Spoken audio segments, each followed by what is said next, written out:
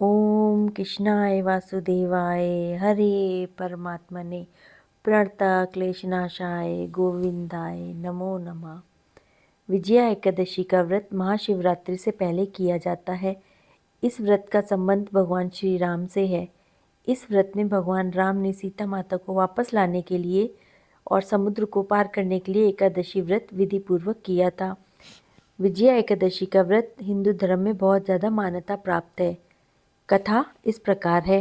नारद मुनि ने कहा, हे ब्रह्मा जी, फागुन मास के कृष्ण पक्ष की एकादशी का क्या नाम है तथा उसकी विधि क्या है, मुझे इस बारे में बताएं। तो ब्रह्मा जी ने कहा, नारद सुनो, फागुन मास के कृष्ण पक्ष की एकादशी को विजया एकादशी कहते हैं। यह एकादशी पापों को नाश करने वाली है। विजया एकादशी बहुत ही ज़्यादा मान्यता प्राप्त है। विजया नाम की एकादशी राजाओं को विजय प्रदान करती है, इसमें तनिक भी संदेह नहीं है। बहुत पहले की बात है, भगवान श्री रामचंद्र जी 14 वर्ष के वनवास के लिए वन गए और पंचवटी में माता सीता और लक्ष्मण के साथ रहने लगे। वहाँ रहते समय रावण ने चपलता वंश राम जी तपस्विनी पत्नी सीता को हर के ले गया। रावण ने जब सीता माता का हरण कर लिया, उस दुख से श्री राम व्याकुल हो उठे। उस समय सीता की खोज करते हुए वे वन में घूमने लग गए। कुछ दूर जाने पे उन्हें जटायु मिले, जिनकी आयु समाप्त हो चुकी थी। इसके बाद उन्होंने वन के भीतर कई राक्षसों का वध किया। फिर सुग्रीव के साथ उनकी मित्रता हुई। तत्पश्चात श्री राम के लिए वानरों की सेना बनी। हनुमान जी ने लंका का तहस नहस कर दिया, लंका को और सीता माता का दर्शन किया और उन्हें श्री राम की चिन्ह स्वरूप मुद्रिका दी, जिसके फलस्वरूप वहाँ से वापस आने के बाद वे श्री राम जी से मिले और लंका की सारी खोज खबर बताई। हनुमान जी की बात सुन करके श्री राम ने सुग्रीव की अनुमति से लंका पर प्रस्थान किया और समुद्र के किनारे पहुँच के उन्होंने लक्ष्मण से कहा कि किस पुण्य से इस समुद्र को पार किया जा सकता है। मुझे ऐसा कोई उपाय दिखाई नहीं देता है जिससे कि इसको सुगमता से पार किया जा सके। तो लक्ष्मण बोले, महाराज, आप ही आदि देव और पुराण पुरुष पुरुषोत्तम हैं, आपसे क्या छिपा है। यहाँ द्वीप के भीतर बगदालभ नामक मुनि रहते हैं। थोड़ी दूरी पे ही उनका आश्रम है। उनके पास जाके इसका उपाय पूछते हैं। ऐसा सोच के वे महामुनि बगदालभ्य से मिलने पहुंच गए और वहां पहुंच के उन्होंने मस्तक झुका के मुनि को प्रणाम किया और उनसे पूछा। तो उन्होंने पूछा कि हे राम, आपका यहाँ कैसे आगमन हुआ है। श्री राम ने बताया कि आपकी कृपा से राक्षसों सहित लंका को जीतने के लिए सेना के साथ समुद्र पार किया जा सके, ऐसा कोई उपाय बताइए, मुझ पर कृपा कीजिए। पद्म पुराण में इस व्रत की विधि को श्री राम ने बताया है। इस दिन दशमी का दिन आने पे एक कलश स्थापित करा गया। वह सोने, चांदी, तांबे या मिट्टी का भी हो सकता है। उसे जल से भर के उसमें पत्ते डाल दें। उसके ऊपर भगवान नारायण के विग्रह की स्थापना करें। फिर एकादशी के दिन प्रातः काल स्नान करें। कलश को पुनः स्थिरता पूर्वक स्थापित करें। माला, चंदन, सुपारी, नारियल आदि के द्वारा विशेष रूप से उसकी पूजा करें। कलश के ऊपर सप्तधान्य और जौ रखें। गंध, धूप, दीप, नैवेद्य से पूजन करें।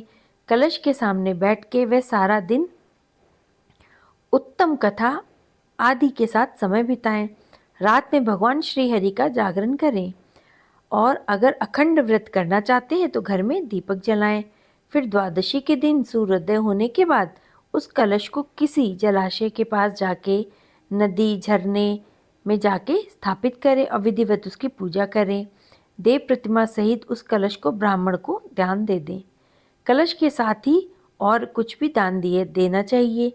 इसकी कथा को सुनना अथवा पढ़ना चाहिए, जिससे कि यज्ञ के फल जैसी प्राप्ति होती है। विजया एकादशी के दिन ऐसा करने से आपकी विजय होगी। जब मुनिवर ने ये बोला, फिर ब्रह्मा जी कहते हैं, नारद, श्री रामचंद्र जी ने मुनि के कहे अनुसार विजया एकादशी का व्रत किया। उस व्रत के प्रभाव से ही श्री रामचंद्र जी विजयी हुए। उन्होंने रावण को मारा, लंका पे विजय प्राप्त की और सीता माता को लेके घर गए। जो भी इस विधि से इस व्रत को करता है उसे इस लोक में विजय प्राप्त होती है और उसका लोक परलोक सिद्ध हो जाता है। इत श्री विजया एकादशी कथा संपन्न। इस प्रकार से एकादशी व्रत की कथा संपन्न होती है और कथा सुनने अथवा पढ़ने से सारी मन की इच्छाएं पूरी होती हैं और आरती सुनने से आप सबको मनवांछित फल की प्राप्ति होती है। ओम जय एकादशी माता मैया, जय एकादशी माता। विष्णु पूजा व्रत को धारण कर शक्ति मुक्ति पाता। ओम जय एकादशी माता, तेरे नाम गिनाऊं देवी, भक्ति प्रदान करनी। गढ़ गौरव की देनी माता, शास्त्रों में वरनी। ओम जय एकादशी माता, मार्गशीर्ष के कृष्ण पक्ष की उत्पन्न विश्व तारणी। जन्मी शुक्ल पक्ष में हुई, मोक्षदा मुक्तिदाता बन आई। ओम जय लक्ष्मी माता, पौष के कृष्ण पक्ष की सफला नामक है। शुक्ल पक्ष में होए पुत्रदा, आनंद अधिक रहे। ओम जय एकादशी माता, नाम षट तिला माघ मास में कृष्ण पक्ष आवे। शुक्ल पक्ष में जया कहावे, विजय सदा पावे। ओम जय एकादशी माता, विजया फागुन कृष्ण पक्ष में शुक्ला आमल की। पाप मोचनी कृष्ण पक्ष में चैत महाबली की। ओम जय एकादशी माता, चैत्र शुक्ल में नाम कामदा, धन देने वाली। नाम बरुदिनी कृष्ण पक्ष में बैसाख महावाली।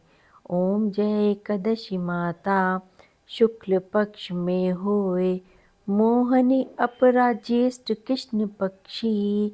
नाम निर्जला सब सुख करनी, शुक्ल पक्ष रखी।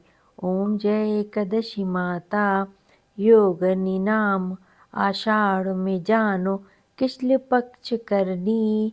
देवशयनी नाम कहायो, शुक्ल पक्ष धरनी। ओम जय एकादशी माता,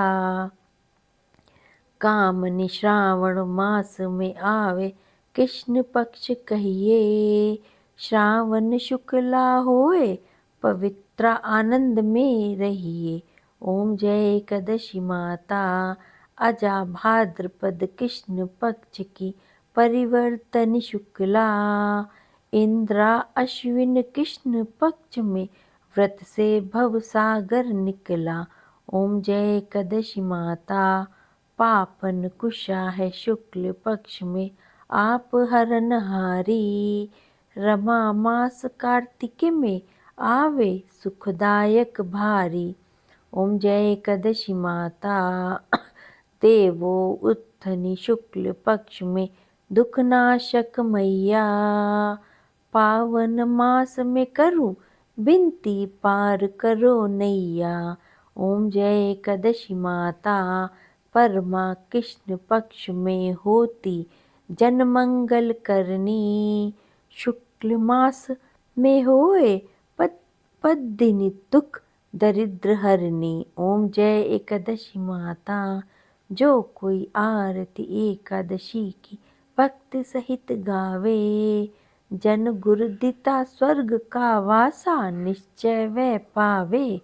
ओम जय एकादशी माता, ओम जय एकादशी माता, मैया जय एकादशी माता। माता रानी की जय हो। मैया रानी आपके और आपके परिवार की हमेशा रक्षा करे, आपकी सारी मन की मुरादें पूरी करे। ओम नमो भगवते वासुदेवाय।